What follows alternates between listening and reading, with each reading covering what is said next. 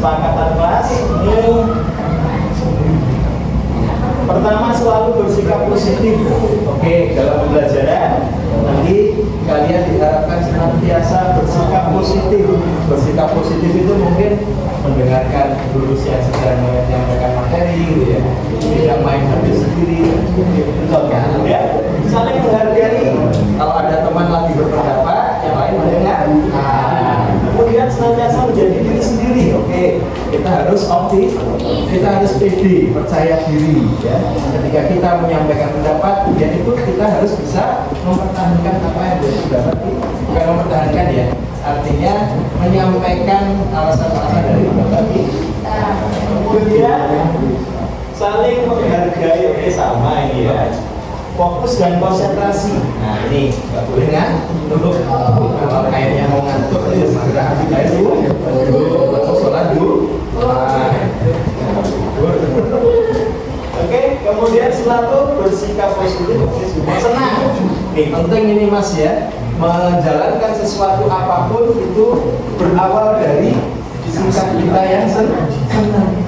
Kalau melakukan sesuatu nggak senang, pasti akan males dari kelas, akhirnya nggak dapat paham. Makanya kita harus senang menjalani ini, ya, sampai sedikit, ya. Oke. Kemudian tolong menolong. Nah, ini. Jadi kalau temannya mungkin kesulitan dalam memahami satu materi, maka yang lain harus menolong, membantu, ya. Kecuali kalau ujian kerjakan sendiri, gitu ya. Kemudian senantiasa menjadi diri sendiri sama.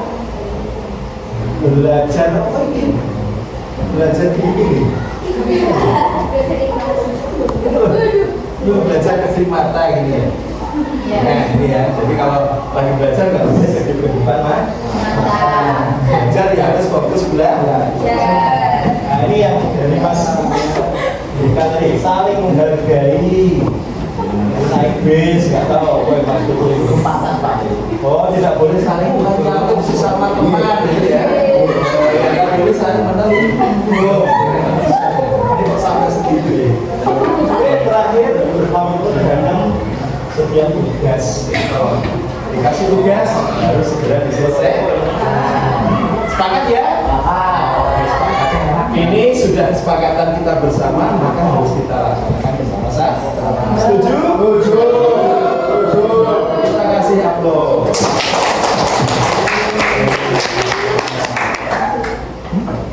Oke, selanjutnya kita masuk materi pembahasan bab 1, ya.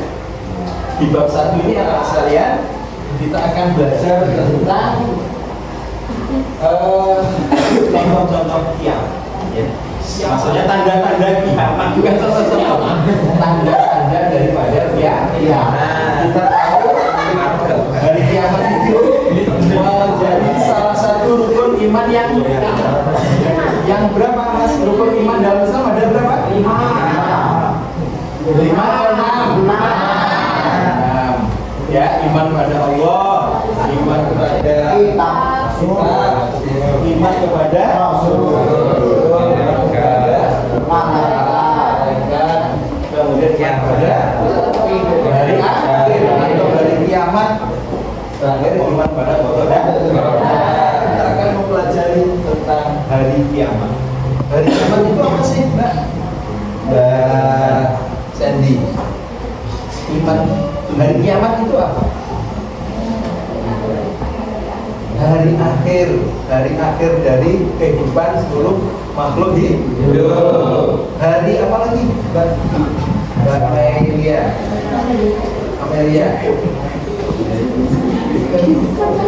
Hari berakhirnya kehidupan dunia. Mas Wijaya, hari akhir adalah hari kiamat adalah hari kehancuran alam semesta dan seisi. Di dalam Islam itu kita diperintah untuk meyakini bahwasanya kehidupan dunia ini nanti akan mengalami masa berakhir. Dunia ini tidak kekal, ya. Dunia ini tidak kekal, ya. Dunia nanti akan mengalami masa berakhir. Kemudian setelah ya, setelah ketika malaikat Israfil meniupkan trompetnya yang pertama, maka terjadilah hari kiamat. Ya. Dan yang mengetahui kapan waktunya hari kiamat itu adalah hanya Allah Subhanahu wa Ta'ala. Maka dan hari kiamat atau hari akhir ini merupakan tanda pembatas antara kehidupan dunia dengan kehidupan akhir. Makanya di dalam Islam kita diperintahkan untuk meyakini adanya kehidupan setelah kehidupan ini dunia, yang disebut dengan hari akhirat, di mana di dalam akhirat nanti manusia akan dibangkitkan dari alam kubur. Setelah itu manusia akan dituntun, digiring ke padang mahsyar. Di padang mahsyar itu nanti semua manusia akan mempertanggungjawabkan seluruh amal perbuatannya selama di dunia.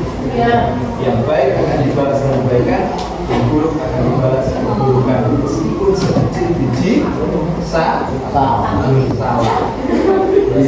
ya.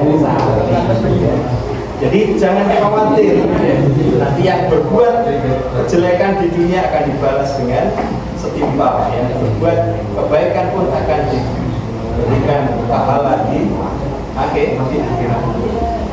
Jadi seperti itu. Kemudian nanti manusia akan melewati jembatan Sirat, jembatan yang terbentang di atas neraka menuju surga.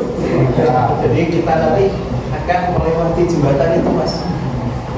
Dan yang berlaku di alam akhirat nanti itu adalah amal-amal kita selama di dunia. Dimana kalau amal kita baik selama di dunia, kita menjalani itu semua itu dengan baik, dengan lancar. Melewati jembatan Sirat yang sekecil itu pun, kalau amal kita baik, insya Allah kita melewatnya seperti lewat jembatan Suramadu. Tapi kalau amal perbuatan kita banyak buruknya di dunia, maka ketika kita mau melangkah jembatan itu saja sudah goyang ya, 5 kali melangkah sudah jatuh ke neraka. Alhamdulillah bin. Mudah-mudahan kita termasuk ahlul jannah, ya, termasuk penghuni surga dan dijauhkan dari azab neraka. Amin ya rabbal alamin. Itu saja yang bisa kita sampaikan. Sekali lagi terima kasih. Mudah-mudahan kalian semua diberi hidayah, diberi perlindungan oleh Allah Subhanahu wa Ta'ala. Amin ya rabbal alamin. Kita akhiri dengan bacaan alhamdulillah. Sekian. Assalamualaikum warahmatullahi wabarakatuh. Waalaikumsalam warahmatullahi wabarakatuh. Bismillahirrahmanirrahim. Assalamualaikum warahmatullahi wabarakatuh. Waalaikumsalam warahmatullahi wabarakatuh. Yang terhormat Bapak Ibu Guru SMK Negeri Klaten, pada kesempatan siang hari ini kita berkumpul di ruangan ini untuk mengadakan acara diseminasi budaya positif di SMK Negeri Klaten. Saya selaku pembawa acara akan membacakan susunan acara pada kesempatan hari ini, yaitu 1. Pembukaan, 2. Doa, 3. Penyampaian materi, 4. penutup. Baiklah Bapak Ibu semuanya, untuk mempersingkat waktu, acara yang pertama kita buka dengan membaca basmalah bersama-sama. Bismillahirrahmanirrahim. Acara yang kedua yaitu doa yang akan dipimpin oleh Bapak Sirojudin Nawawi SAG. Kepada beliau dipersilakan.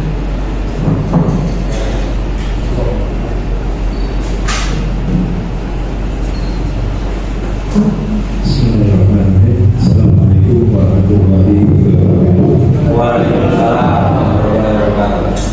Mengawali kegiatan diseminasi budaya positif dan siang hari ini, sesudah melakukan bersama-sama memohon kepada Allah Subhanahu wa Ta'ala agar kegiatan pada siang hari ini nanti berjalan dengan lancar untuk membawa manfaat bagi kita semua, khususnya bagi siswa dan anak didik kita. Allah hadirin dan yang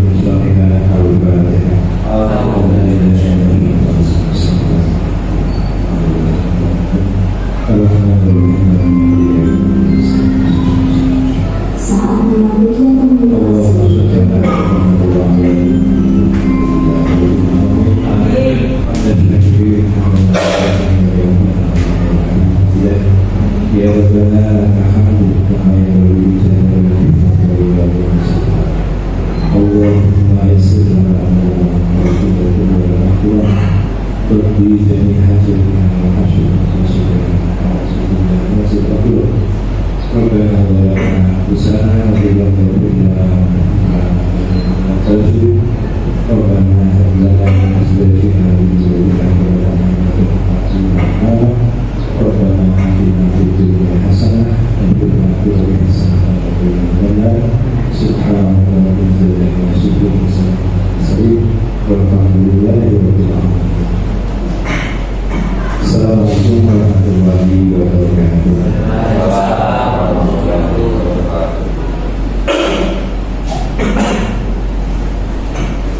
Cara selanjutnya yaitu penyampaian materi. Penyampaian materi yang pertama akan diberikan oleh Bapak Dedi Arif Budiawan SPG. Kepada Bapak Dedi Arif dipersilakan.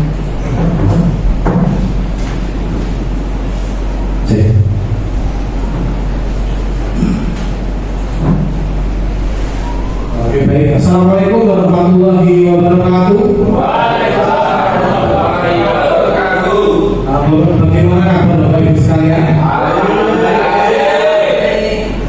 Oke, sebelumnya saya sampaikan ucapan terima kasih kepada Bapak Ibu sekalian yang telah berkenan menghadiri acara kami pada siang hari ini, yaitu acara saya Bapak Dedi Arif Budiawan, kemudian Bapak Setiarono dan juga Bapak Sirojudin dalam acara diseminasi budaya positif di SMK Negeri Tangerang. Sebelum kita masuk ke materi, karena hari ini juga sudah siang dan mungkin Bapak Ibu tidak kantor ya, mari kita sedikit sebentar. Karena saya minta Bapak Ibu untuk berdiri dulu.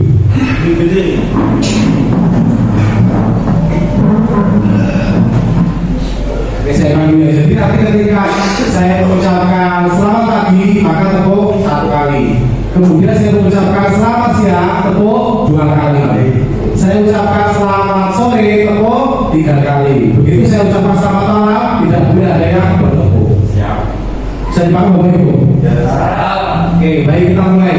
Selamat pagi, selamat siang, selamat sore, selamat malam. Ayo mulai juga. Sekali lagi ya. Selamat sore, selamat pagi, selamat siang, selamat pagi, selamat sore, selamat malam. Oke, tepuk tangan untuk Bapak Ibu semua. Silakan dulu kembali. Terima kasih Bapak Ibu. Itu tadi ada sekedar intermezzo untuk acara kita pada siang hari ini. Baik, acara kita pada siang hari ini diseminasi budaya positif akan saya lanjutkan materinya. Hari ini kita akan mempelajari tentang konsep inti budaya positif. Apa itu konsep inti budaya positif? Terdiri dari perubahan paradigma belajar, kemudian disiplin positif, nilai kebajikan, motivasi perilaku manusia, keyakinan kelas, kebutuhan dasar manusia, posisi kontrol dan segitiga restitusi. Mari kita bahas satu persatu. Yang pertama adalah tentang paradigma pembelajaran dengan paradigma baru. Apa itu pembelajaran dengan paradigma baru? Pembelajaran dengan paradigma baru yaitu pembelajaran yang dirancang berdasarkan prinsip pembelajaran berdiferensiasi, sehingga peserta didik sesuai dengan kebutuhan untuk mewujudkan profil pelajar Pancasila. Maksudnya di sini berdiferensiasi, Bapak Ibu pernah mendengar pembelajaran berdiferensiasi? Ada yang tahu? Oke, saya jelaskan sedikit ya. Pembelajaran berdiferensiasi itu yaitu pembelajaran yang berpihak pada murid, kemudian kita mengutamakan untuk kepentingan murid, kebutuhan murid, minat dan juga bakat murid. Jadi kita tidak memaksakan kehendak kita, tapi kita mengikuti apa yang diinginkan oleh siswa. Mungkin seperti itu. Kemudian untuk profil pelajar Pancasila sudah kita hafal mungkin semua seperti ini. Ada beriman bertakwa, kemudian berkebinekaan global, bergotong royong, kreatif, berjalan kritis dan mandiri. Selanjutnya budaya positif di sekolah. Bapak Ibu pasti sudah sering dengar tentang budaya positif. Apa kira-kira budaya itu apa? Budaya seperti seperti visi misi sekolah kita berbudaya lingkungan. Kita kan berbudaya itu apa? Budaya itu adalah suatu kebiasaan yang kita lakukan terus menerus. Jadi budaya positif yaitu nilai-nilai atau keyakinan-keyakinan dan kebiasaan-kebiasaan di sekolah yang berpihak pada murid agar murid dapat berkembang menjadi pribadi yang kritis, penuh hormat dan bertanggung jawab. Jadi intinya budaya positif ini adalah nilai-nilai positif, nilai plus yang harus kita tanamkan pada peserta didik kita di sekolah. Kemudian selanjutnya adalah disiplin positif. Saya ingin bertanya kepada Bapak Ibu, ketika Bapak Ibu mendengar kata disiplin, gambaran apa yang pertama kali muncul di benak Bapak Ibu? Mungkin Bu Ferry, apa ketika mendengar kata disiplin yang paling terlihat apa? Waktu yang tepat waktu. Tepat waktu bisa, ada lagi disiplin berhubungan dengan apa? Biasanya kalau semua melakukan kesalahan diapakan? Betul, jadi ketika kita mendengar kata disiplin itu yang terdekat di pikiran kita itu mesti itu tepat waktu, kemudian hukuman itu pasti terpikir di benak kita, ketertiban seperti itu. Nah, apa yang disiplin positif? Disiplin positif adalah sikap dan perilaku yang menunjukkan kepatuhan dan ketaatan terhadap aturan, norma, dan standar yang telah ditetapkan. Jadi disiplin positif itu ketaatan dalam mentaati suatu peraturan. Nah, sedangkan disiplin positif adalah cara penerapan disiplin yang bertujuan untuk menumbuhkan kesadaran serta memberdayakan peserta didik tanpa ibarat penghargaan reward, ancaman atau hukuman. Jadi disiplin positif ini bertujuan untuk kita menanamkan suatu disiplin kepada siswa, namun tanpa disertai dengan paksaan. Jadi misalnya kita menginginkan siswa kita mengumpulkan dengan tepat waktu, itu kalau disiplin positif tidak harus memiliki kemampuan dari diri sendiri, tidak berpikir mungkin dia berpikirnya gini, saya mengumpulkan tugas karena nanti sama Pak Rudi dikasih dihukum dan dia nggak boleh seperti itu, atau mungkin ada juga dia takut dihukum, jadi saya mengumpulkan tugas yang bagus biar dia dihukum seperti itu. Jadi diharapkan dengan disiplin positif itu dia memiliki kesadaran diri untuk mentaati peraturan tanpa adanya ancaman, hukuman ataupun penghargaan dari orang lain. Selanjutnya nilai-nilai kebajikan atau nilai-nilai kebaikan yang harus kita tanamkan pada siswa kita. Ada beberapa nilai kebajikan yang kita harus tanamkan di kelas kita. Nanti di belakang ada materi namanya keyakinan kelas. Jadi awal belajar itu harusnya kita membuat namanya keyakinan dan kesepakatan kelas. Nilai-nilai yang bisa kita tanamkan seperti ini. Misalnya untuk profil pelajar-pelajar itu ada beriman, bertakwa kepada Tuhan Yang Maha Esa, kemudian mandiri, bernalar kritis, berkebinekaan global, bergotong royong, kreasi. Kemudian ada lagi menurut Ibu Primarius Boda, itu ada toleransi, rasa hormat, integritas, mandiri, menghargai, antusias, empati, ingin tahuan, kreativitas, kerjasama, percaya diri dan komitmen. Kemudian ada lagi dari skill, misalnya dapat dipercaya, lurus hati, pendengar yang aktif, tidak merendahkan orang lain dan memberikan yang terbaik bagi diri sendiri. Nah, sikap-sikap terpuji atau nilai kebajikan ini harus kita tanamkan ke siswa-siswi kita yang ada di kelas. Nah, selanjutnya ada materi atau video tentang kebutuhan dasar manusia. Apa itu kebutuhan dasar manusia? Mari kita simak bersama-sama.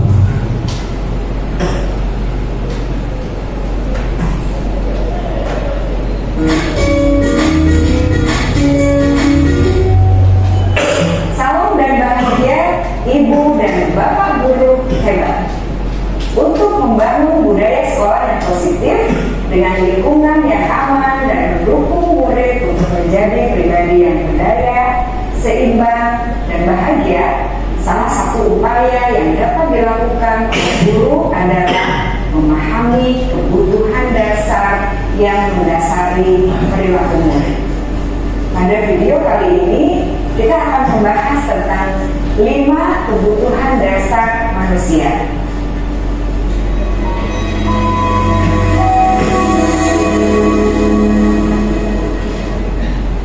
Ki Hajar Dewantara dalam salah satu kutipannya menyatakan, kita ambil contoh perbandingannya dengan hidup tumbuh-tumbuhan menemani, dalam hakikatnya sama kewajibannya dengan seorang pendidik yang menanam padi misalnya. Jadi intinya Bapak Ibu guru itu dikisahkan seolah-olah sebagai seorang petani yang sedang menanam sebuah benih. Nah, benihnya itu siswa-siswi Bapak Ibu sekalian. Membasmi ulat-ulat atau jamur-jamur. Itu tindakan-tindakan yang dilakukan ketika kita menanam benih padi. Ya. Begitu juga dengan Bapak Ibu ketika di sekolah, bagaimana memperlakukan siswa di sekolah. Perilaku murid dan guru berusaha menuntun dan mendukung murid dalam memenuhi kebutuhannya secara positif. Pada hakikatnya, guru tersebut ibarat seorang petani yang sedang berusaha memenuhi kebutuhan masing-masing tanaman. Dan dia berusaha memenuhi kebutuhan tanaman tersebut agar dapat tumbuh dengan subur dan maksimal. Dr. William Glasser, seorang psikiater dari Amerika Serikat, menyatakan bahwa seluruh tindakan manusia memiliki tujuan tertentu, yaitu memenuhi kebutuhan dasarnya. Ketika kelima kebutuhan dasar telah terpenuhi secara memadai, maka murid akan tumbuh dengan seimbang dan bahagia. Sebaliknya, ketika kebutuhan dasar tidak terpenuhi dengan baik, maka seseorang akan mengalami emosi negatif seperti bosan, sedih, dan kecewa. Bahkan mereka dapat melakukan perbuatan yang bertentangan dengan nilai-nilai kebajikan atau melanggar peraturan. Dengan kata lain, perilaku buruk seseorang biasanya adalah respons dari kebutuhan yang tidak terpenuhi. Namun, mereka tidak tahu cara untuk menyampaikannya. Ada 5 kebutuhan dasar manusia menurut Dr. William Glasser. Yaitu, yang pertama, kebutuhan untuk bertahan hidup atau survival. Yang kedua, kebutuhan untuk merasa diterima atau love and belonging. Yang ketiga, kebutuhan akan kebebasan atau freedom. Yang keempat, kebutuhan akan kesenangan atau fun. Dan yang kelima, kebutuhan akan penguasaan atau power.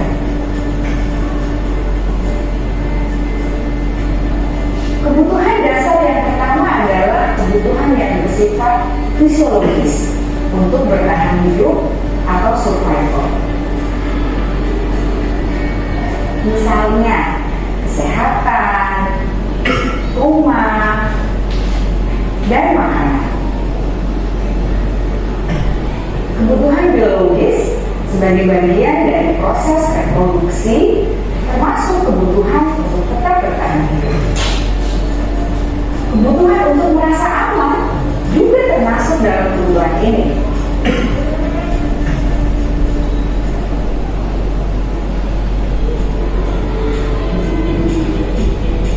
Agar murid dapat belajar dengan baik, kebutuhan mereka akan merasa aman, pangan, sandang, dan papan harus terpenuhi.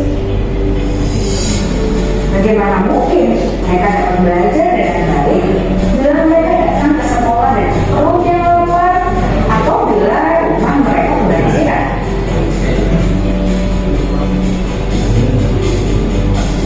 Setelah kita mengetahui kebutuhan pertama yang sebagian besar bersifat fisiologis, mari kita lihat kebutuhan kedua sampai kelima yang semuanya berhubungan dengan psikologis. Mari kita lihat kebutuhan yang kedua, yaitu kebutuhan akan perasaan diterima oleh kelompok atau komunitasnya, atau kebutuhan love and belonging. Kebutuhan ini meliputi keinginan untuk tetap terhubung dengan orang lain seperti teman, keluarga, teman kerja, dan kelompok di mana kita tergabung. Setiap murid ingin menjadi bagian yang berharga dari kelas dan juga sekolah. Mereka juga ingin diterima oleh orang lain dan kelompok.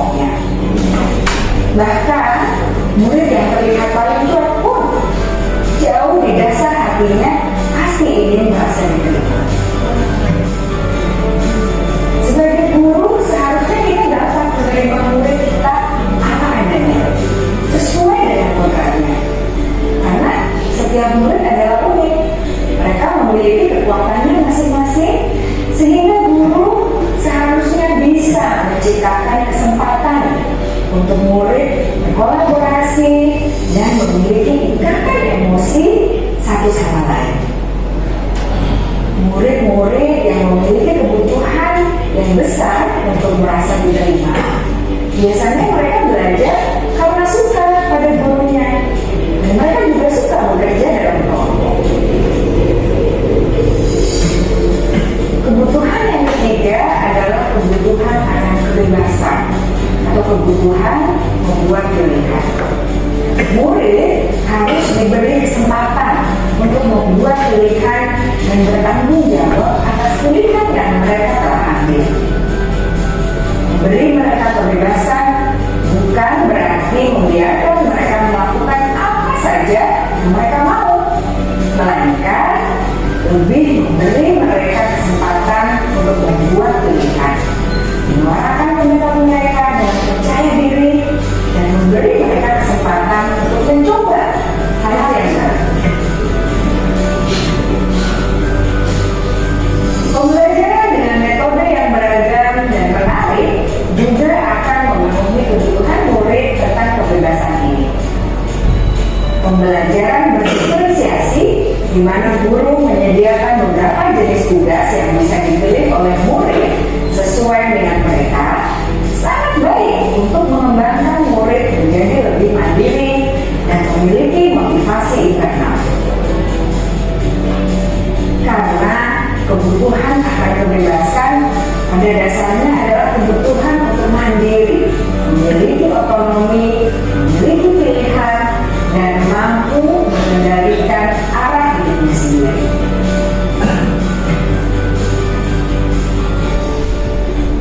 Kebutuhan yang keempat adalah kebutuhan akan kesenangan. Bayangkan Bapak Ibu hidup tanpa rasa senang, betapa menyedihkannya. Glasser menghubungkan kebutuhan akan kesenangan dengan belajar. Jangan sepelekan kebutuhan murid untuk merasa senang di kelas. Sebagai guru, jangan ragu-ragu untuk dengan sengaja memasukkan kegiatan yang menyenangkan dalam kelas. Murid-murid dengan kebutuhan dasar kesenangan yang tinggi ingin menikmati apa yang mereka lakukan. Mereka juga konsentrasi tinggi saat mengerjakan hal-hal yang disenangi.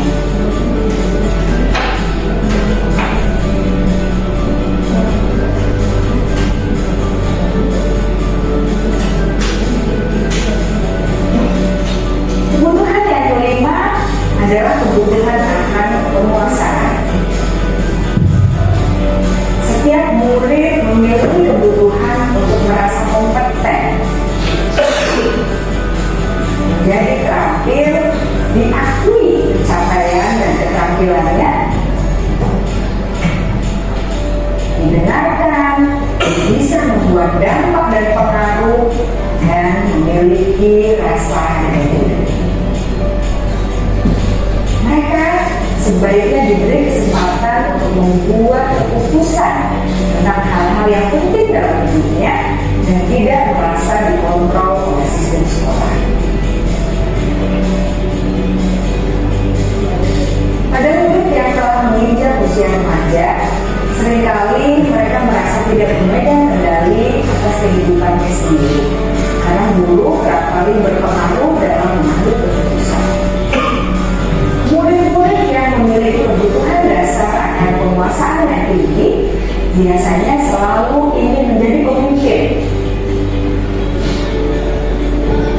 Mereka juga suka mengamati sebelum mencoba hal-hal yang baru.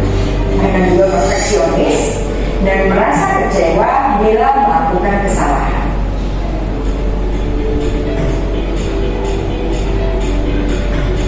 Ibu dan bapak guru sangatlah penting bagi kita untuk mengetahui kebutuhan dasar murid-murid agar kita memahami alasan dibalik sikap dan tingkah laku mereka. Bila murid berperilaku buruk atau melanggar peraturan sehingga tindakannya tidak sesuai dengan nilai-nilai kebajikan, maka guru harus mencari tahu alasan yang mendasari tindakan tersebut dan kebutuhan apa yang belum terpenuhi. Melalui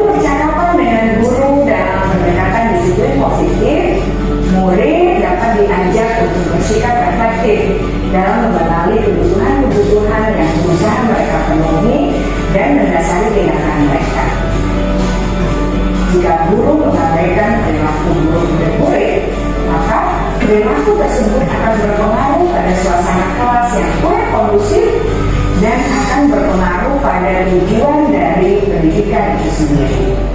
Ibu bapak guru hebat, mari kita menjadi guru yang lebih baik dengan memahami kebutuhan dasar murid-murid kita dan senantiasa memimpin mereka untuk menjadi pribadi yang berdaya, seimbang, dan bahagia. Salam dan bahagia, Ibu dan Bapak Guru hebat.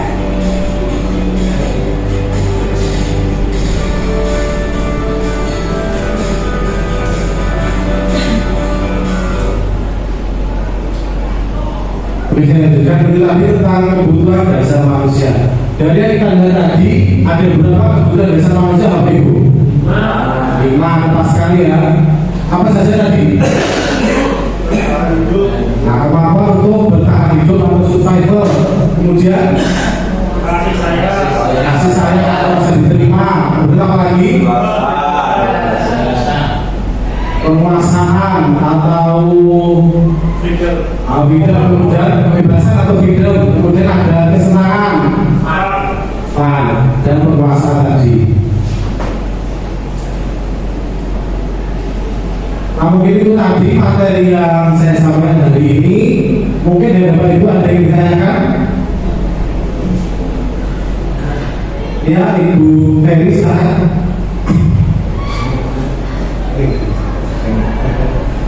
Ya, saya ingin bertanya, apa yang terjadi jika kebutuhan dasar manusia tersebut tidak terpenuhi? Terima kasih. Baik, terima kasih pertanyaannya Ibu Ferry. Jadi kebutuhan dasar ini harus istilahnya terpenuhi oleh masing-masing individu. Jika tidak akan terjadi, maka akan timbul suatu perilaku negatif atau penyimpangan. Jadi misalnya kebutuhan akan kesenangan di pembelajaran, ya bisa Bapak Ibu di kelas itu mengajar siswa, kemudian metode belajarnya itu tidak cocok dengan siswa tersebut. Mungkin Bapak Ibu menggunakan hanya metode ceramah. Maka kesenangan di kegiatan belajar itu tidak ada, akhirnya siswa melakukan tindakan negatif, misalnya tidur di kelas, kemudian merasa bosan, dia alasan di kamar mandi, tidak kembali sampai jam Bapak Ibu guru selesai, seperti itu. Jadi kebutuhan dasar ini harus kita upayakan untuk terpenuhi, karena jika tidak, maka akan menimbulkan dampak negatif bagi peserta didik tersebut. Mungkin itu jawaban dari saya, Bu Ferry. Terima kasih. Selanjutnya materi tentang motivasi perilaku manusia akan dilanjutkan oleh Bapak Sirojudin. Bapak Sirojudin.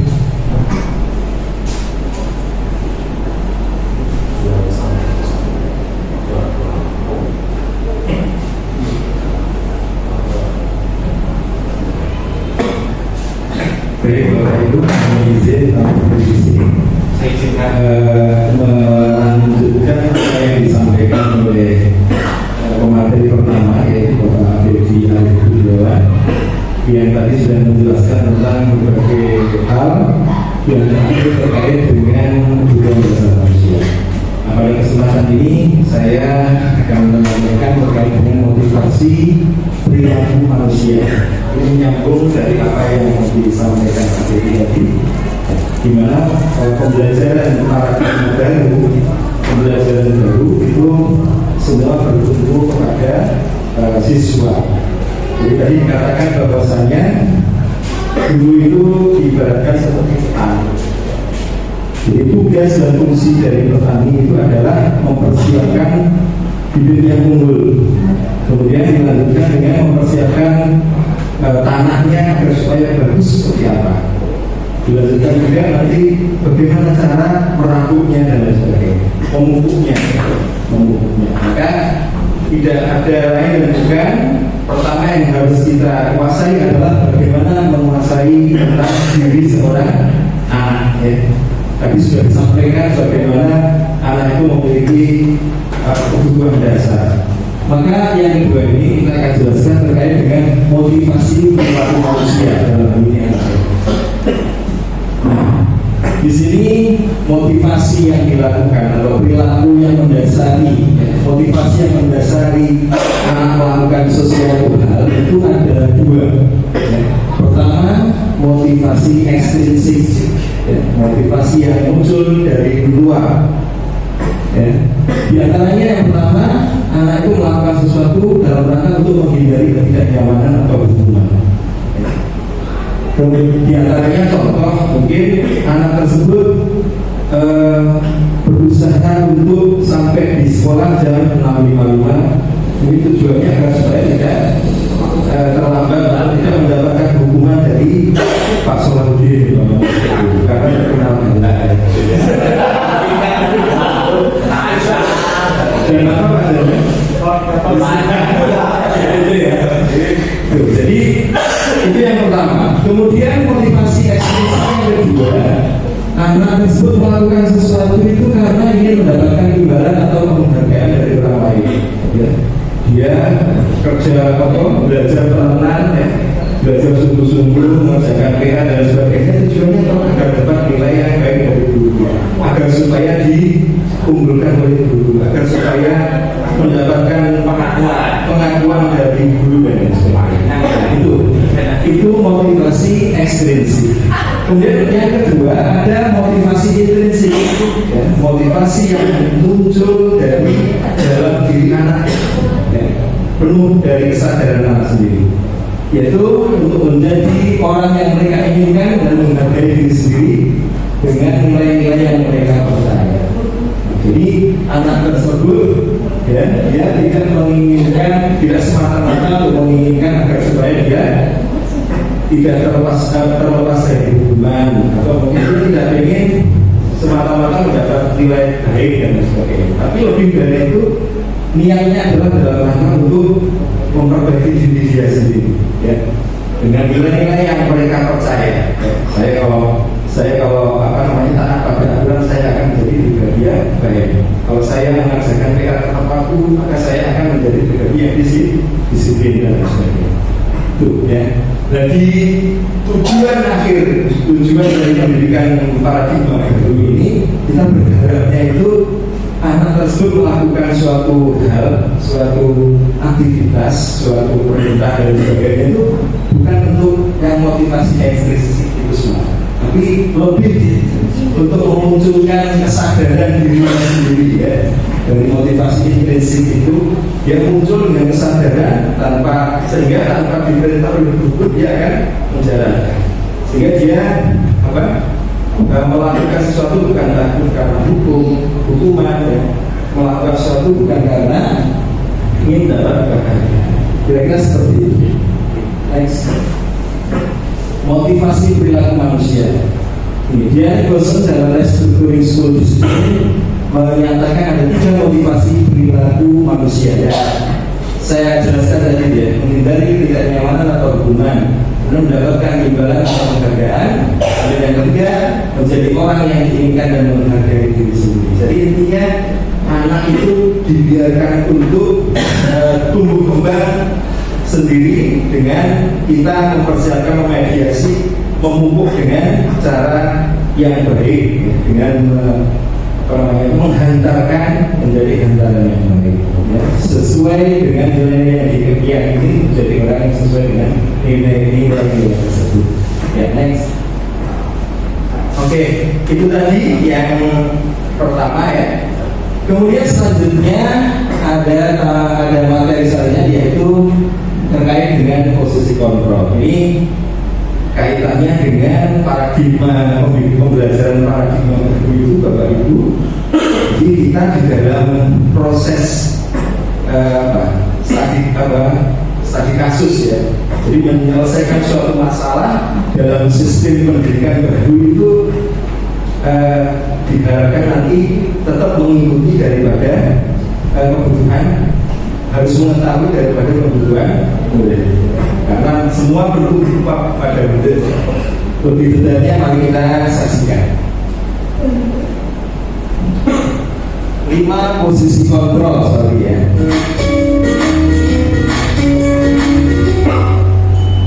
Salam bahagia Ibu dan Bapak Guru hebat.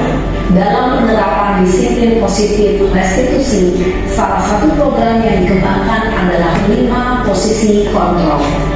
5 posisi kontrol dalam restitusi adalah proses perjalanan seorang pendidik agar dapat mengenali dirinya. Pada video kali ini, kita akan tentang 5 posisi kontrol yang dikembangkan oleh Daniel Dawson dan contoh penerapannya.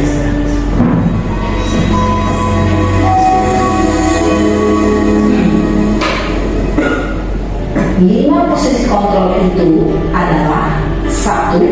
Posisi penghukum. 2. Posisi pembuat merasa bersalah. 3. Posisi teman. 4. Posisi pemantau atau monitor. Dan 5. Posisi manajer. Untuk lebih memahami kelima posisi tersebut, mari kita saksikan kasus Naren yang terlambat hadir 20 menit di sekolah dan melihat bagaimana kelima posisi kontrol dalam menghadapi masalah tersebut.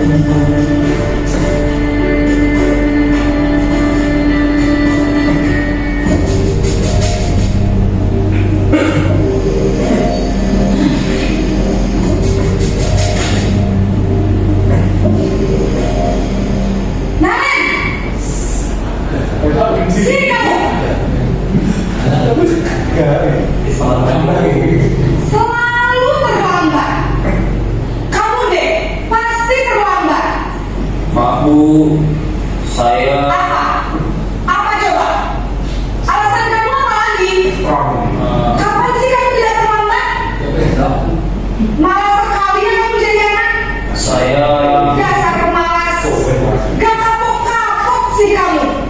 Sudah berapa kali terlambat? Sana, kamu keliling lapangan basket 2 kali. saya harus beli lapangan basket Bu. Kenapa? Kamu orang ibu. Berani-beraninya jawab. Sudah terlambat, masih berani jawab pula. Sekarang, keliling lapangan basket 5 kali sekalian. Biar kapok. Cepat. Pergi sana ke lapangan basket. Iya, di posisi penghukum. Posisi Mereka biasanya tidak berbicara mengetahui dengan apa penyebabnya. Jadi langsung mengidentifikasi penghukum. dan menyindir. Hukuman bisa berupa fisik maupun psikis. Ibu dan bapak guru hebat. Dampak yang terjadi pada murid ketika guru berada pada posisi penghukum adalah murid cenderung akan memberontak, bahkan menyimpan dendam.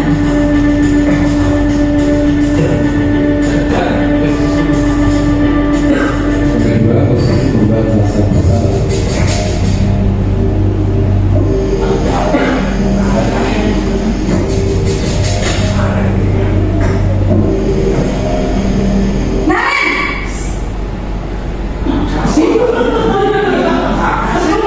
Selamat pagi Bu. Naren, kamu kenapa terlambat lagi, nak? Ya Tuhan, Naren, kamu senang ya bikin ibu susah ya? Kalau kamu terlambat lagi, nanti ibu yang ditegur bapak kepala sekolah, nak. Disangka ibu tidak bisa membina kamu. Duh, gimana ini? Maaf Bu. Duh, Gusti Naren, kamu suka ya kalau ibu ditegur bapak kepala sekolah? Terus, sekarang ibu harus tulis apa yang di buku absen? Ini kamu sudah sering terlambat loh. Ibu harus apa coba? Maaf Bu. Maaf sekali. Ya sudah, lain kali jangan bikin ibu susah lagi ya, nak ya. Ibu tidak akan kuat lagi kalau kamu gini terus. Bisa jadi ingat kalau ibu ditegur bapak kepala sekolah. Sampai cepat ke kelas. Maaf ya Bu. Maaf sekali. Posisi membuat rasa bersalah, berbicara dengan nada tenang, cenderung lembut. Namun kata-kata yang diutarakan membuat murid merasa menjadi orang yang gagal, memandang buruk dirinya sendiri, merasa tidak berharga, dan tidak sanggup membahagiakan orang lain. Ketika guru mengambil posisi pembuat rasa bersalah, murid akan menganggap dirinya yang bersalah dan ia akan menyimpan emosi negatif tersebut di dalam dirinya.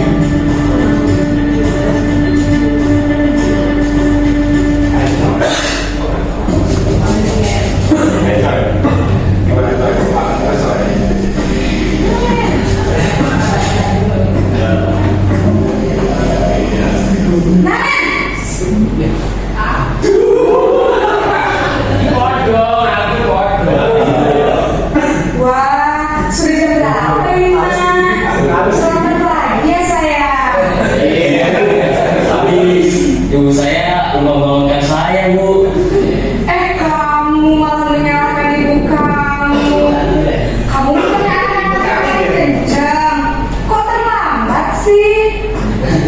Iya Bu, saya memang pernah bangun tadi.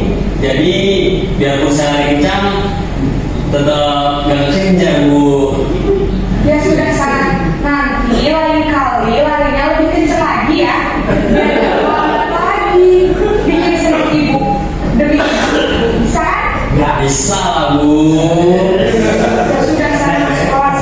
Ibu beresin urusan absen kamu. Kamu ini ada-ada saja. Dalam posisi teman, guru berbicara dengan nada suara ramah, akrab, cenderung bersenda gurau untuk menjaga suasana tetap santai. Murid akan merasa senang, aman, dan akrab dengan guru. Identitas yang tercipta adalah identitas sukses atau berhasil. Namun, perlu diingat, karena ini masih dorongan eksternal, maka ada faktor ketergantungan dari murid kepada orang tertentu. Di sini guru absennya, sehingga di lain waktu murid bisa berperilaku baik, namun hanya kepada orang-orang tertentu saja.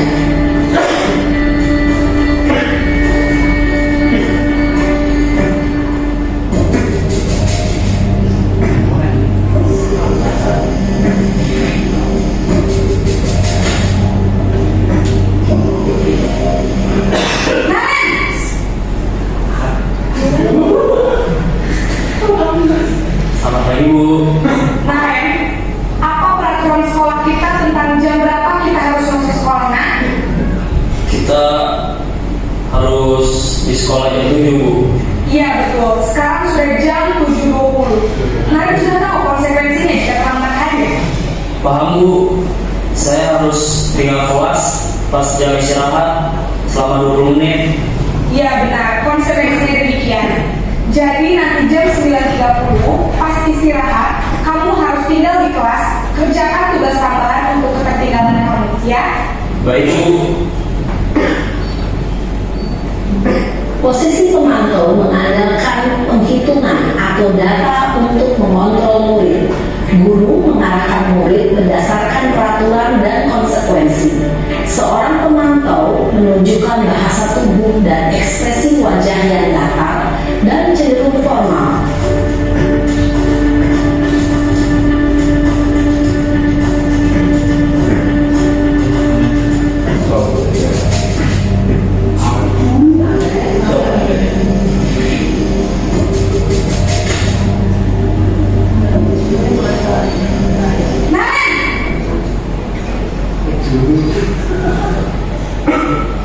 Selamat pagi Bu.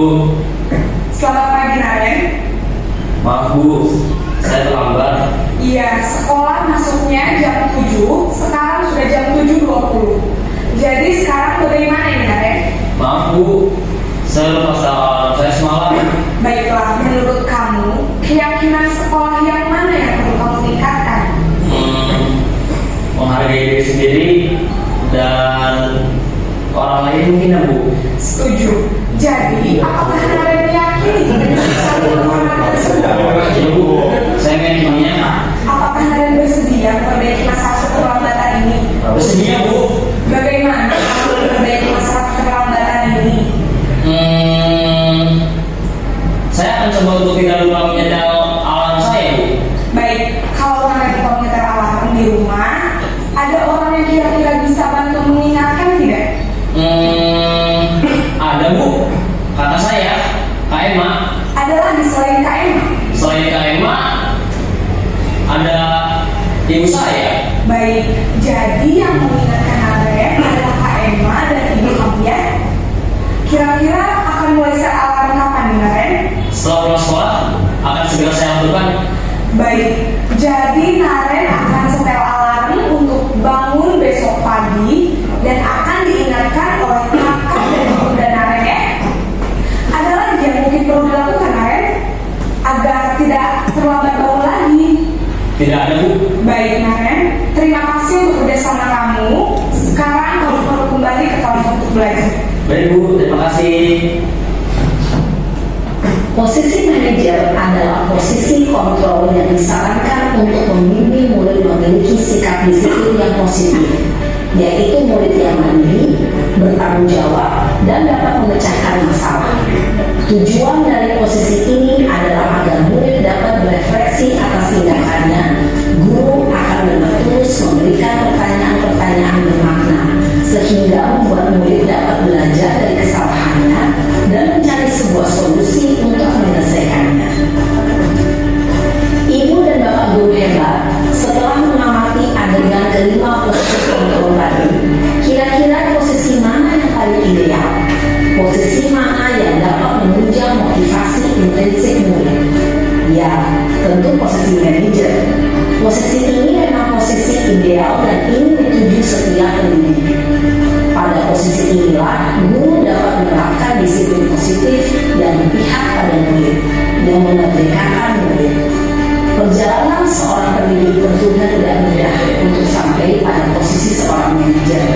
Namun, tujuan kita pasti, yaitu menciptakan murid-murid yang mandiri, merdeka, dan bertanggung jawab.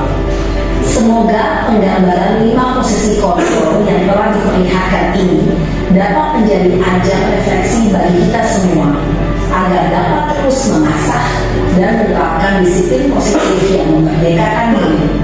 Mari terus berlatih dan bersemangat. Selamat menerapkan. Salam dan bahagia Ibu dan Bapak guru hebat.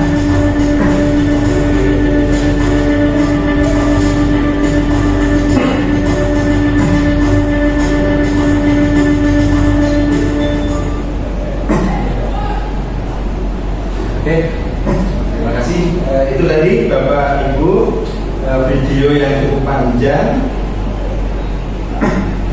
Video yang cukup panjang yang menjelaskan tentang bagaimana kita menyelesaikan kasus yang terjadi pada anak, yaitu penyelesaian yang kita selesaikan. Di situ tadi kalau nggak salah, jadi intinya ibu-ibu, bapak-ibu ya, kita sebelum ketika kita mau menyelesaikan persoalan masalah dengan anak, pertama yang harus dikuasai adalah bagaimana kita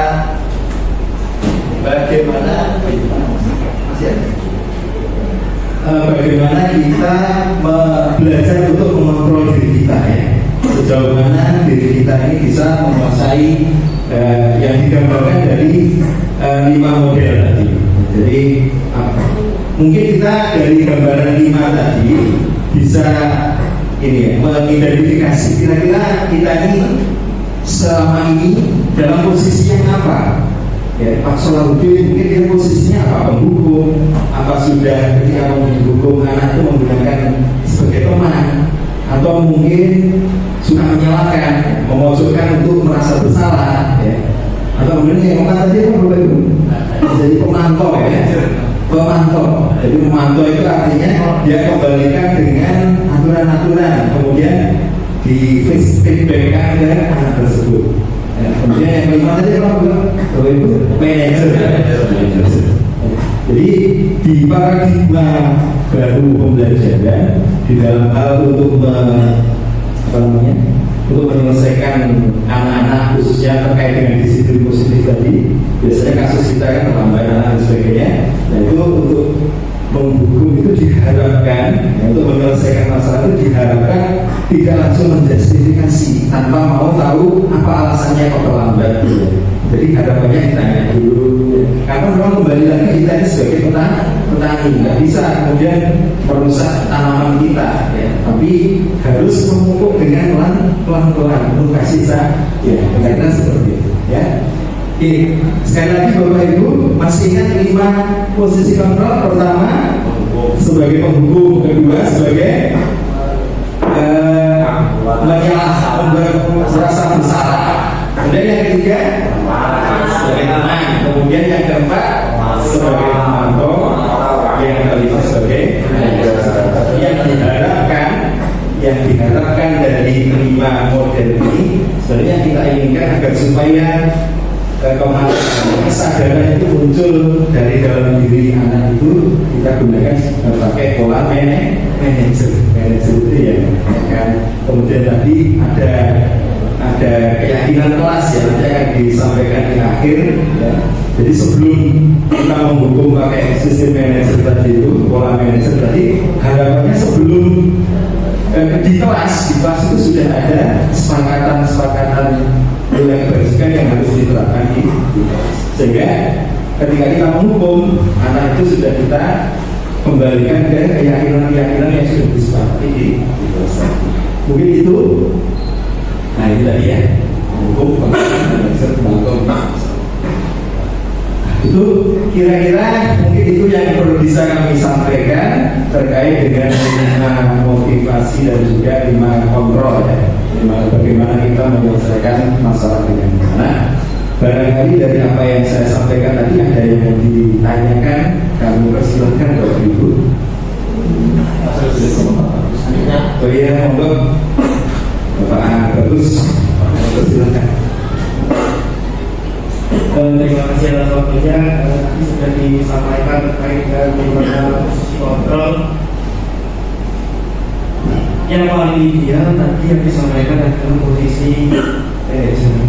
Bagaimana dengan 4 posisi kontrol yang lain, apakah itu tidak pas atau tidak ideal jika diterapkan di sekolah? Mungkin itu yang saya tanyakan, Pak. Terima kasih Bapak. Terima kasih Bapak Bagus atas pertanyaannya yang menanyakan bahwasanya bagaimana posisi keempat posisi kontrol yang selain manajer itu apa juga tidak pas untuk dipraktekkan di sekolah.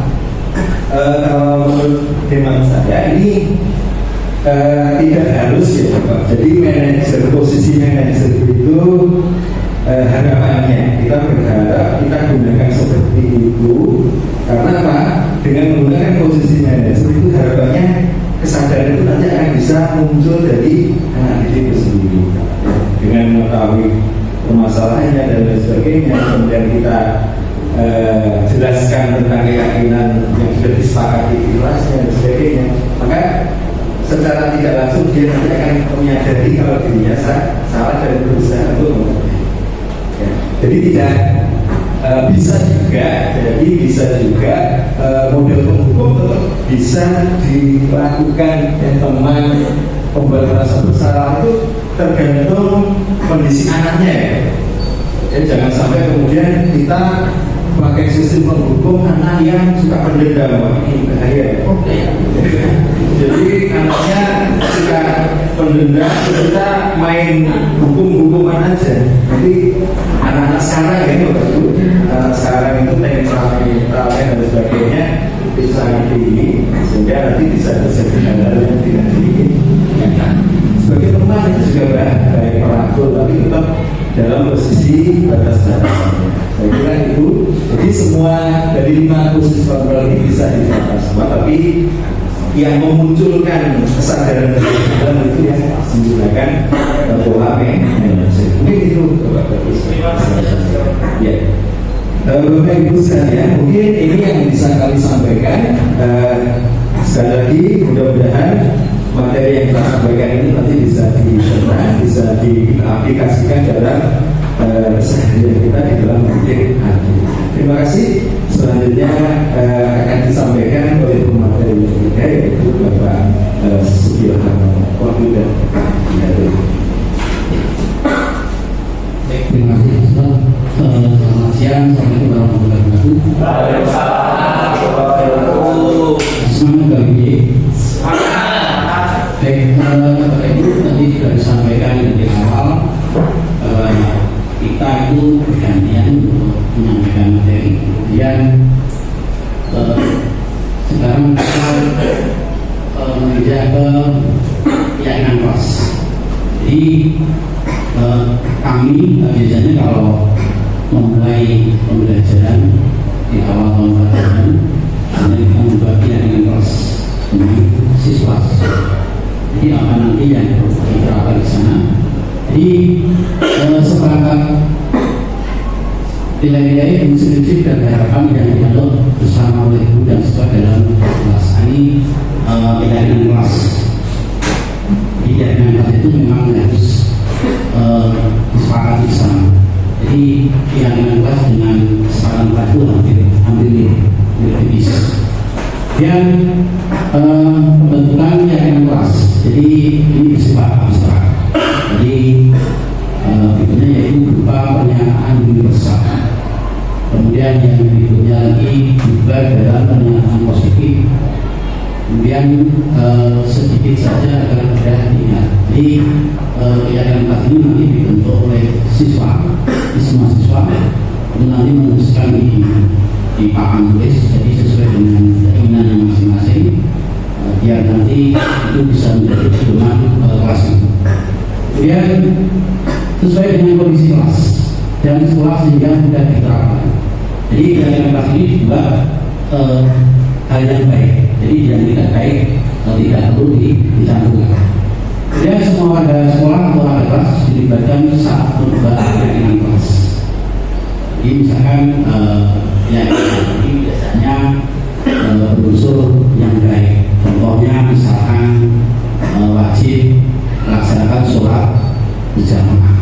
Di sekolah kita mungkin bisa di sini bisa dilaksanakan sholat berjamaah dan sholat asar berjamaah.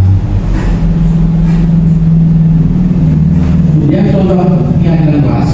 Jadi salah satu contohnya saling menghargai dan hormat. Jadi kegiatan kelas ini disampaikan di awal. Jadi siswa harus saling menghormati dan menyayangi. Jadi antar teman itu tidak boleh saling menolong, kemudian tidak boleh saling mengejek. Biasanya anak itu kalau dengan temannya suka manggil orang tuanya, itu berantakan. Kemudian tanggung jawab. Jadi contoh tanggung jawab itu misalkan di Bapak Ibu, misalkan siswa itu sudah dijadwalkan piket, piket. Ternyata ada salah satu siswa itu tidak tanggung jawab. Nah itu perlu diingatkan, karena kita sudah meyakini bahwa aturan yang dilaksanakan itu harus dijalankan. Jadi seperti itu. Kemudian misalkan siswa itu saat tadi sholat berjamaah ya tidak ada azan zuhur, ya harus segera mungkin mengambil wudhu, kemudian melaksanakan sholat berjamaah di masjid. Kemudian kejujuran, nah ini paling penting. Jadi sifat kejujuran ini memang harus diterapkan ke semua siswa agar memiliki norma-norma kebajikan di dalam. Jadi kalau jujur itu indah. Kemudian rasa empati yang peduli. Jadi misalkan ada temannya yang sakit, mungkin ya kelas berkomunikasi dengan kelasnya dan teman-temannya sekelas. Bagaimana kalau misalkan siswa yang masuk ini kita tengok, kita semua apakah tidak sakit di rumah atau di rumah sakit, nanti perlu ini rasa empati kita ke pesertanya sakit. Jadi tidak hanya satu dua, saya ada orang tua temannya atau saudaranya yang berusaha, kita harus merasa peduli pada anak tersebut. Kemudian gotong royong. Di gotong royong ini sifatnya apa? Menurutnya ketika nanti anak-anak itu melaksanakan kerja bakti, ya itu harus disebut baik. Jadi nggak boleh iran-iran, nggak boleh satunya bakti, satunya misalkan pengen sendiri, itu tidak boleh. Jadi ini kegiatan bakti memang patut sejadinya ditamakan secara. Jadi kemudian tolong menolong. Jadi tolong menolong ini contoh dari kegiatan kelas. Jadi misalkan ada temannya misalkan nggak bawa pulpen untuk pelajaran, ya sesama teman lainnya ya harus saling membantu, harus peduli, harus ini memberikan pertolongan. Jadi kemudian keadilan.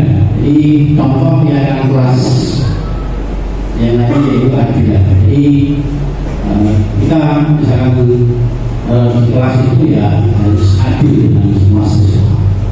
Karena sekolah kita ini sekolah adiwiyata, jadi kalau kita menerapkan secara kebersihan, jadi misalkan setelah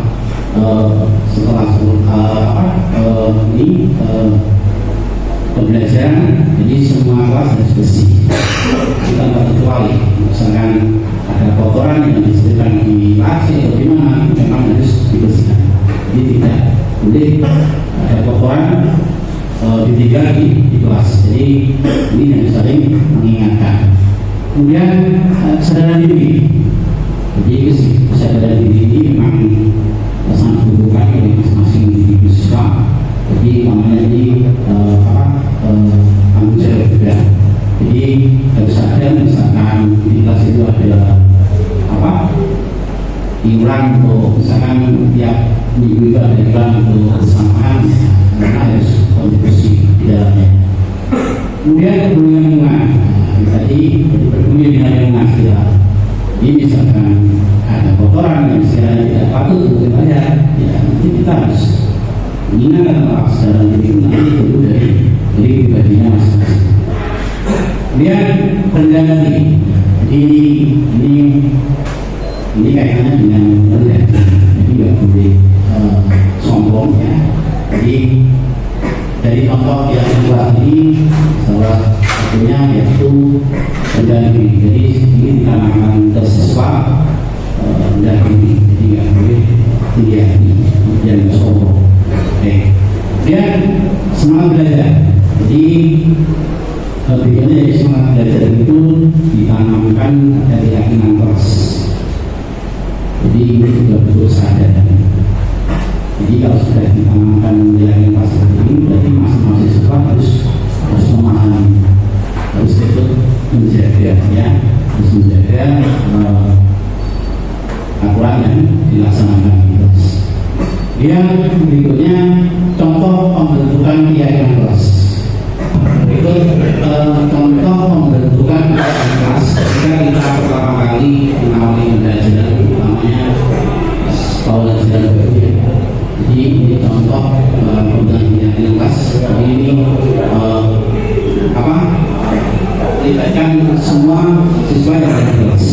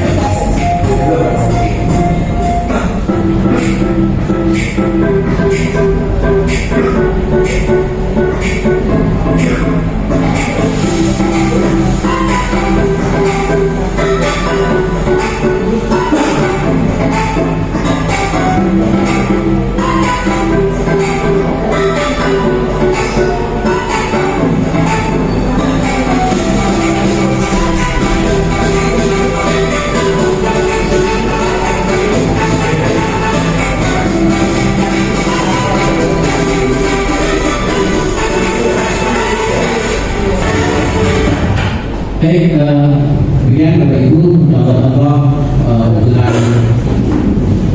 yang kelas. Jadi mulai awal pada prosesnya di perlu disepakati bersama ketika pembuatan di kelas ya. Jadi restitusi adalah proses menciptakan kondisi baik-baik untuk memperbaiki keselamatan mereka sehingga mereka bisa kembali pada kelompok mereka dengan karakter yang lebih kuat. Jadi ada dua restitusi ya. Jadi yang pertama tadi menciptakan kondisi baik-baik untuk memperbaiki kesalahan mereka sehingga mereka bisa kembali pada kelompok mereka. Kemudian yang kedua yaitu restitusi. Ini proses kolaboratif yang mengajarkan gue untuk mencari solusi masalah dan membantu berpikir tentang kurang seperti apa yang mereka inginkan dan bagaimana mereka harus memperlakukan orang lain. Charleston Wilson 1992. Jadi yang pertama akan saya jelaskan. Jadi ketika ada permasalahan ke siswa, jadi siswa itu harus berusaha untuk memperbaiki kesalahan. Jadi kita seorang pendidik kita harus saling mengingatkan, misalkan siswanya itu bermasalah, ya kita ingatkan, kita hanya sebatas ini. Karena di guru kita itu kita itu harus mengajar ke siswa. Jadi memerdekakan siswa. Kemudian jika nanti membutuhkan karakter yang lebih kuat. Jadi tujuannya kita memperbaiki kesalahan mereka agar bisa diulang lagi, yaitu untuk memperbaiki karakter yang lebih kuat dan benar. Kemudian yang berikutnya restitusi proses kolaboratif ini mengajarkan kita untuk mencari solusi untuk masalah. Jadi kalau siswa kita siswa SMP, jadi ketika ada masalah kita bantu untuk menyelesaikan masalah tersebut. Biasanya kita itu berpikir tentang orang seperti yang mereka inginkan dan bagaimana mereka harus memperlakukan orang lain. Jadi siswa juga memanusiakan manusia.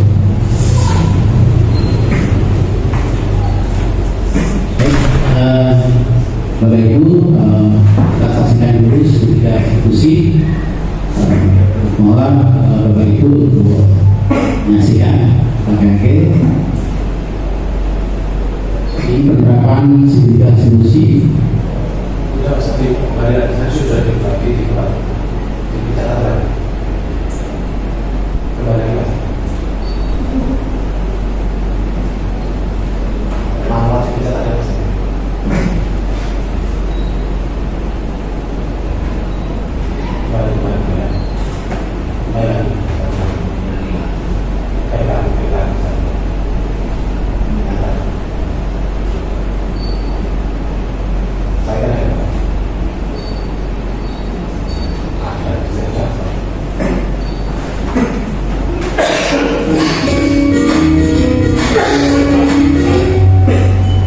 Salam dan bahagia Ibu dan Bapak guru hebat. Pada video kali ini kita akan membahas tentang salah satu program disiplin positif yang diterapkan di lingkungan sekolah yang dikenal dengan nama restitusi.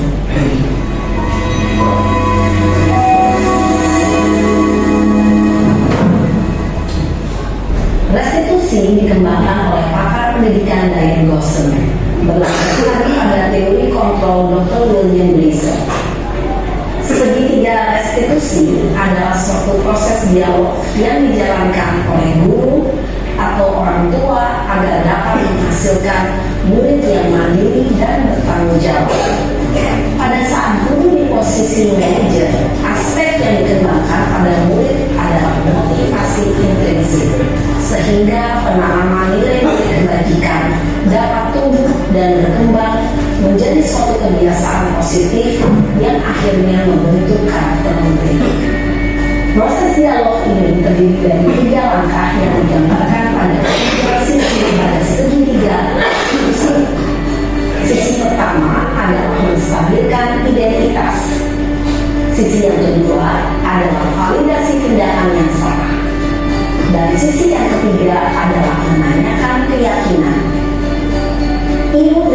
Bapak Guru, berikut ini akan ditunjukkan bagaimana seorang guru berada dalam posisi manajer menggunakan penerapan segitiga restitusi.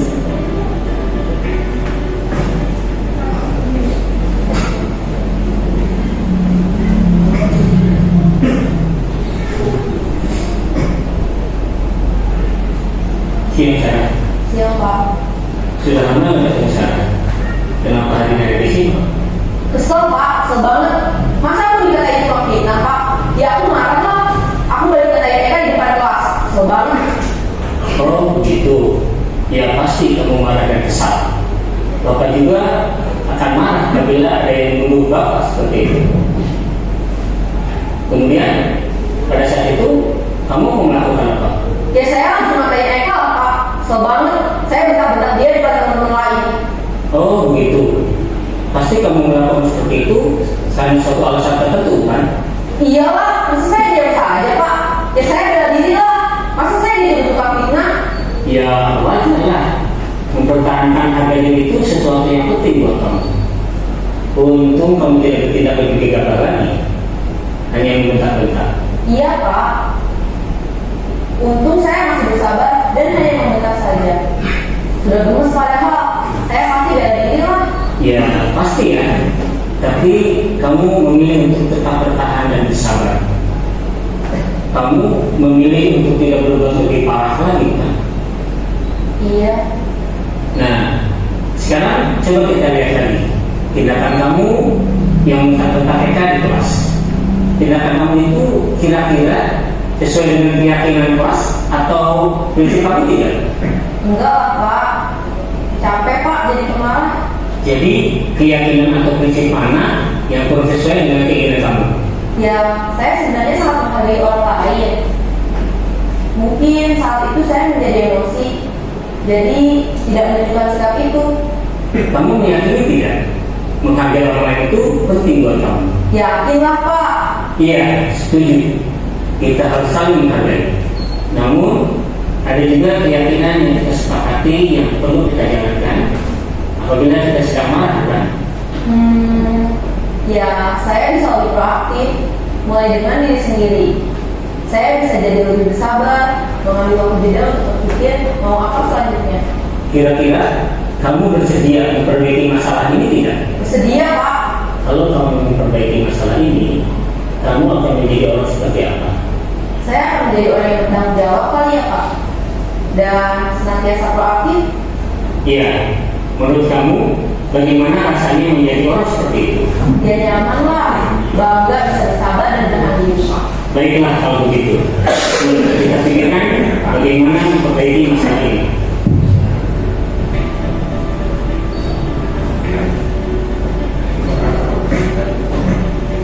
Ibu dan Bapak Guru hebat. Baru saja kita menyaksikan contoh bagaimana seorang guru berada dalam posisi manajer menggunakan penerapan segitiga restitusi. Mari kita bahas satu persatu. Pada sisi pertama, menstabilkan identitas berdasarkan pada prinsip bahwa membuat kesalahan adalah bagian dari proses pembelajaran. Sisi pertama dari segitiga ini berperan menggeser identitas murid dari identitas gagal ke identitas sukses. Murid yang sedang bertingkah laku yang tidak pantas atau menarik diri saat itu sedang mengalami identitas gagal. Bila kita mengkritiknya, maka posisinya tidak akan berubah. Kita bisa mengajukan pernyataan-pernyataan ini. 1. Membuat kesalahan sesuatu yang wajar. 2. Manusia tidak ada yang sempurna. 3. Kita bisa memperbaiki masalah ini. 4. Saya tidak menanyakan kesalahannya. Saya lebih fokus bagaimana memperbaiki masalah ini. 5. Apakah saat ini kamu tengah menjadi orang yang baik untuk dirimu sendiri? Pada sisi kedua, validasi tindakan yang salah berlandaskan pada prinsip bahwa setiap perilaku berupaya memenuhi suatu kebutuhan tertentu. Guru yang memahami teori kontrol akan bergeser dari pemikiran stimulus respon menjadi proaktif dan mencoba untuk mengenali tujuan dari perilaku murid, mengenali dan memahami kebutuhan murid ini dapat memiliki hubungan dengan murid tersebut. Pernyataan atau pertanyaan bisa disampaikan dengan nada suara tidak menghakimi atau memojokkan, sehingga dapat mengembalikan murid pada posisi positif. 1. Kamu bisa saja bertindak lebih gegabah lagi dari ini. 2. Kamu bukan melakukannya tanpa suatu alasan tertentu. 3. Kamu melakukannya karena mempertahankan sesuatu yang penting bagimu. 4. Mungkin kamu bisa mempelajari suatu perilaku baru yang lebih efektif. Bersediakah kamu mempelajarinya? Selanjutnya, kita akan simak sisi terakhir, yaitu menanyakan keyakinan. Teori kontrol menyatakan bahwa pada dasarnya kita termotivasi secara intrinsik. Pada saat perilaku yang salah telah divalidasi dan identitas sukses telah stabil, maka murid telah siap menaikkan keyakinan-keyakinannya dengan tindakannya yang salah, dan pemikirannya telah bergeser ini menjadi orang yang dituju.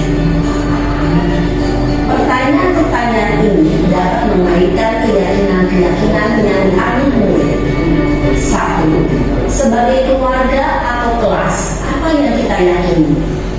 2. Nilai-nilai apa yang telah kita sepakati? 3. Seperti apa gambaran sebuah kelas yang ideal bagi kamu? 4. Kamu ingin menjadi orang seperti apa?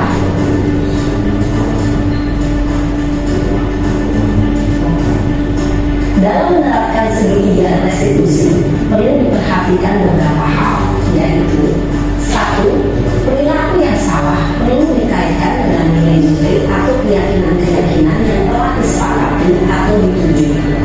2. Kesediaan orang yang melakukan kesalahan untuk memperbaiki masalah. 3. Pemecahan masalah sebisa mungkin relevan atau memiliki hubungan dengan masalah yang ada. 4. Usaha. Perlu adanya suatu usaha perbaikan dari pihak yang membuat kesalahan. 5. Waktu. Perlu mendedikasikan waktu dan pihak yang membuat kesalahan. Tanyakan kapan akan mulai diberlakukan usaha untuk memperbaiki masalah. Dengan memahami struktur penerapan segitiga restitusi, diharapkan guru dapat menetapkan posisinya sebagai manajer dengan mengajukan pertanyaan-pertanyaan bermakna yang dapat membuat murid menjadi lebih percaya diri, bertanggung jawab, dan mandiri. Nah, Ibu Bapak Guru perlu tidaknya mengikuti ketiga tahapan dalam segitiga restitusi bergantung pada ringan beratnya suatu permasalahan. Misalnya, bila permasalahan tersebut ringan, maka tidak perlu menjalankan secara berurutan, bahkan bisa semudah menanyakan apa keyakinan yang kita sepakati. Dengan menjalankan segitiga restitusi, dengan mengajukan pertanyaan-pertanyaan bermakna, diharapkan murid menjadi kuat secara pribadi, dapat membuka peluang satu agar dapat menyelesaikan permasalahannya sendiri, semakin percaya diri, mandiri, dan merdeka. Salam dan bahagia, Ibu Bapak Guru hebat.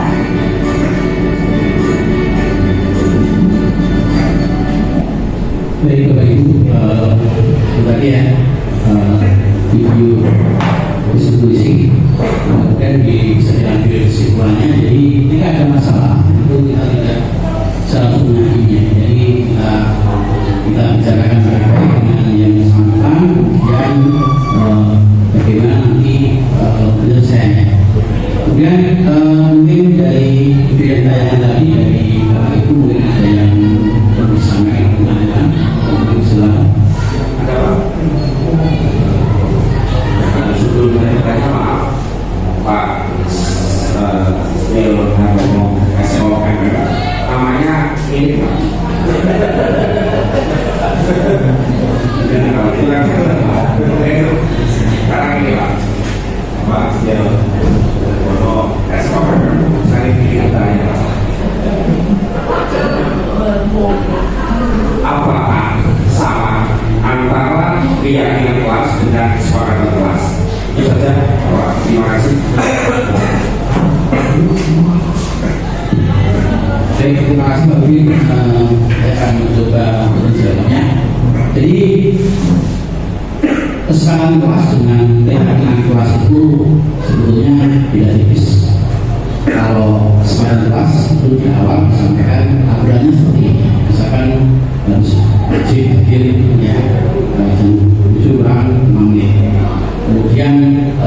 siswa harus mentaati peraturan.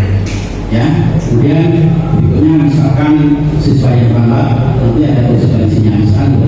Kemudian kalau tidak kenal kelas, ya tidak kenal kelas itu yang itu terusnya atau nilai dasar yang dianut itu adalah semua anggota kelas untuk menanamkan budaya positif. Jadi ini kaitannya dengan perilaku siswa masing-masing. Jadi ini ada nilai kebersihannya ya, saling menghormati. Kemudian misalkan ada siswa yang lambat itu kita sampaikan di awal ketika kita membuat jalan kelas. Jadi kenapa tadi ada dibilang tayangan seperti itu, karena dari awal sudah ini disampaikan amalnya seperti ini. Kemudian nanti kalau ada penyelesaiannya bagaimana?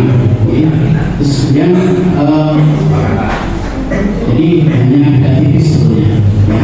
Jadi seperti kegiatan kelas itu memang bersifat ada nilai kebersihannya. Seperti itu Pak Budi, mungkin seperti itu. Jadi mungkin itu yang bisa saya sampaikan. Mungkin ada pertanyaan lagi sebelum saya akhiri. Di kegiatan kelas itu memang tumbuh dari nurani anak sendiri, biar untuk dijadikan pedoman. Jadi itu ada nilai-nilai positif yang dipahami oleh masyarakat siswa. Kemudian itu terima kasih atas waktunya yang hadir dari siang sampai sore hari ini. Mungkin dari saya pribadi ada kata yang kurang berkenan dan kemudian saya mohon maaf. Jadi siang, assalamualaikum warahmatullahi wabarakatuh. Tanya Pak, akhirnya ini lagi. Dari kira kirim.